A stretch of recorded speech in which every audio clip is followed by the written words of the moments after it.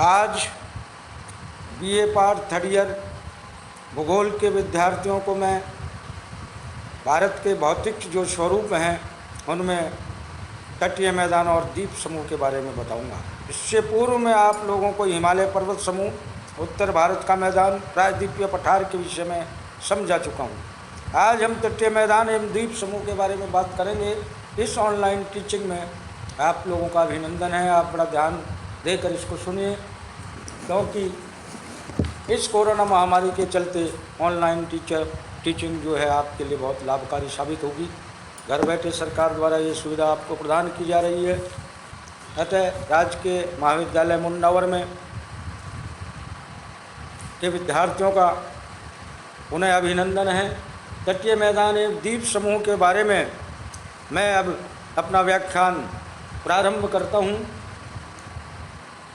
भारत के 7516 किलोमीटर सागरीय तटरेखा के सहारे मैदान स्थित हैं। हमारी सागरीय तटरेखा 7516 किलोमीटर है और उसके सहारे सारे सीध में समुद्र के साथ साथ और पश्चिमी एवं पूर्वी घाट के साथ साथ ये तटीय मैदान स्थित है। इसमें 6100 किलोमीटर मुख्य भूमि की तटरेखा है और शेष जो भाग है वो द्वीपीय समूह के अंतर्गत आते हैं। समझ गए? 6100 किलोमीटर मुख्य भूमि तथा शेष द्वीप समूह हैं। यहाँ केवल पूर्वी एवं पश्चिमी तटीय मैदानों को सम्मिलित किया गया है। विविध चौड़ाई में पश्चिमी बंगाल में कच्छ से लेकर पूर्व उड़ीसा व पश्चिम तक ये फैला हुआ है। अब मैं आपको पूर्वी तट की ओर ले जाता हूँ। तो जो पूर्वी तट है वो बंगाल की खाड़ी से लगा हुआ है। पूर्वी तट का जो विस्तार है वो पश्चिमी बंगाल में गंगा नदी के मुहाने से लेकर कन्याकुमारी तक फैला हुआ है। यह तट मुख्यतः अमरजेंट उन्मज्ज प्रकार का है। उन्मज्ज जो भूमि उठ जाती है उसको उन्मज्ज भूमि कहते हैं, जहाँ अपतटीय रोधिकाएँ, सागरीय लैगून, पुलिन, रेतीले कटक पाए जाते हैं। यह तट कैप कोमोरिन, कन्याकुमारी से कृष्णा एवं गोदावरी डेल्टा तक लगभग 1100 किलोमीटर में 100 से 130 किलोमीटर चौड़ा है, क्योंकि चौड़ाई में यहाँ अंतर देखने को मिलता है। इसकी औसत चौड़ाई 80 से 150 किलोमीटर है और ये तट बीच बीच में कटा फटा है। उड़ीसा में स्वर्ण रेखा के उत्तर में उत्कल का मैदान, उत्कल उड़ीसा को कहते हैं, उत्कल का मैदान 400 किलोमीटर विस्तार वाला है, जिसका आगे का विस्तार आंध्र प्रदेश से पुलिकट तक महानदी डेल्टा, दक्षिण में खाड़ीमुख रोधिका बनने से चिल्का झील का उद्भव हुआ। तमिलनाडु का मैदान लगभग 675 किलोमीटर लंबाई में है, जो 80 से 100 किलोमीटर चौड़ा है। इसको कारोमंडल तट कहा जाता है। अब मैं आता हूँ पश्चिमी तटीय मैदान पर। जो पश्चिमी तटीय मैदान है, यह मैदान प्रायद्वीपीय भारत के पश्चिम तट के सहारे एक सक्रिय पट्टी के रूप में गुजरात से कन्याकुमारी तक फैला हुआ है। इसकी औसत चौड़ाई 64 किलोमीटर है। कहीं कहीं ये 150 किलोमीटर तक चौड़ा है। यह 150 किलोमीटर लंबा है। इस मैदान का पूर्व से पश्चिम में तीव्र ढाल पाया जाता है। इसमें प्रवाहित होने वाली जो मुख्य नदियां हैं वो नर्मदा और ताप्ती, माही, साबरमती हैं। इनके अतिरिक्त छोटी मोटी तीव्रगामी नदियां भी यहाँ बहती हैं। छोटी नदियाँ गोवा की मांडवी और ज्वारी मुख्य हैं। ये जो नर्मदा और ताप्ती नदी है ये भ्रंश घाटी में होकर के बहती है और अरब सागर में जाके गिरती है। गोवा तटीय मैदान में आंगूना और मर्मगांव अंतर्द्वीपों के मध्य में ज्वार नदमुख बन गए हैं। इस प्रकार केरल में कुछ लैगून, जिनको हम अनूप कहते हैं, अनूप झीलें पाई जाती हैं। ये संपूर्ण मैदान 3 भागों में विभक्त किया जा सकता है। प्रथम भाग को हम कच्छ से दमन तक और दीव तक का भाग काठियावाड़ तट के नाम से जाना जाता है। दूसरा दमन एवं गोवा के मध्य कोंकण तट के नाम से जाना जाता है। पश्चिमी तट एक प्रकार का भ्रंश तट है। यहाँ अनेक खुली खाड़ियाँ हैं। भ्रंश घाटियों में प्रभावित नदियाँ मैंने पहले भी बताया नर्मदा और ताप्ती हैं, जो ज्वार नद में से बहती हैं, भ्रंश घाटी से। कच्छ प्रायद्वीप एक रेतीला भाग है जहाँ नग्न शैलों वाली पहाड़ियाँ पाई जाती है। इसकी चौड़ाई 50 किलोमीटर में है। गुजरात का मैदान हम इसको कह सकते हैं। साबरमती नदी ताप्ती नदियों द्वारा बनाया गया है। अब ये कोंकण तट है जो गोवा से 500 किलोमीटर लंबा है, सकरा है, प्रायद्वीपीय तटीय लक्षण वाला है। इसमें भृगु पाए जाते हैं, समुद्री क्लिफ हैं जिनको भृगु कहते हैं।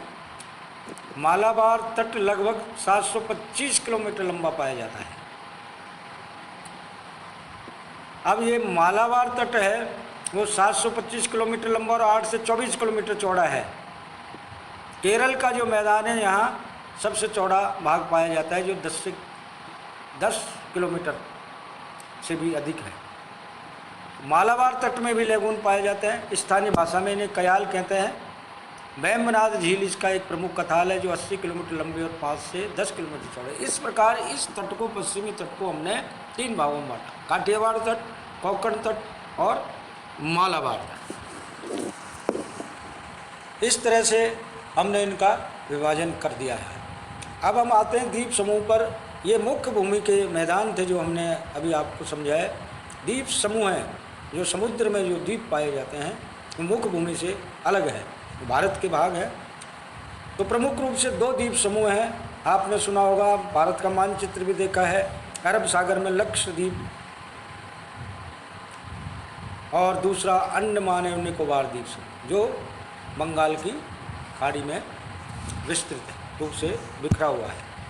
इसके अलावा भी कुछ छोटे छोटे द्वीप हैं जो बिखरे हुए हैं। अरब सागर में पश्चिमी तट से 200 से 300 किलोमीटर दूर छोटे छोटे 25 द्वीप हैं जो 29 वर्ग किलोमीटर में फैले हुए हैं। इनमें लक्षद्वीप, अमीन द्वीप, मिनिकॉय द्वीप प्रमुख द्वीप समूह हैं। कादा मात सबसे बड़ा और बत्रा सबसे छोटा द्वीप पाया जाता है। कावारत्ती द्वीप लक्षद्वीप की राजधानी है। लक्षद्वीप समूह प्रवाल भित्तियों से बना हुआ है, मूंगे की भित्तियों से बना हुआ है। जबकि अनेक विद्वान ये भी मानते हैं कि लक्षद्वीप अरावली पर्वत का ही आगे का विस्तार है जो अरावली के अरब सागर में धंसने के कारण विशेष रूप में रह गया। लक्षद्वीप समूह 8 डिग्री चैनल के उत्तर में पाया जाता है। लक्षद्वीप के अतिरिक्त कच्छ की खाड़ी से लेकर कन्याकुमारी तक अनेक और द्वीप हैं जिसमें काठियावाड़ के समीप पीरम, भैंसला द्वीप, दीव, वेद, फिर टाउन, करूबार व नोरा, अलिया बेट, खड़िया बेट ये प्रमुख है। मुंबई के पास सालसेट द्वीप जिस पर मुंबई बसी हुई है, सालसेट द्वीप, ध्यान से सुनो, मुंबई इसी पे बसी हुई है। एलिफेंटा द्वीप, हैंड्रे केलरे, बुचर व अर्नाला द्वीप प्रमुख है।